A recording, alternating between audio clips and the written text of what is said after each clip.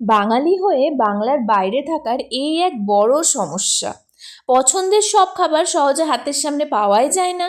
কিন্তু তাতে কি, বাড়িতে তো বড় দুটো রাঁধুনি আছে। তাই দুজনে মিলে লেগে পড়লাম আজ রসগোল্লা বানাতে।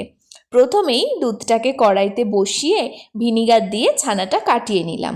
ছানা কেটে গেলে ঠান্ডা জলে ধুয়ে নিয়ে একটা সুতির কাপড় দিয়ে মুড়িয়ে রেখে দিলাম। এরপর রসগোল্লার রস বানানোর পালা।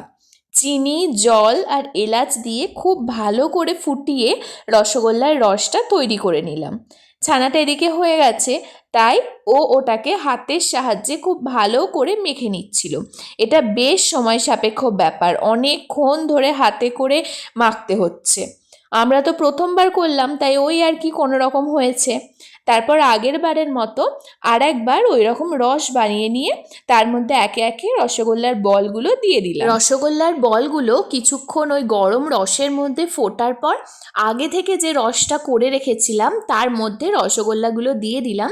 আর এটাকে বেশ অনেকক্ষণ রেস্টে রাখতে হতো, কিন্তু আমাদের আর তর্স হয়েছিল না, তো তার জন্য আমরা কিছুক্ষণের মধ্যেই রসগোল্লাগুলো বের করে নিয়েছিলাম খাবার জন্য। প্রথমবার বাড়িতে ট্রাই করলাম, তাই পুরোপুরি পারফেক্ট তো হয়নি, কিন্তু হয়েছিল ওই কোনো রকম।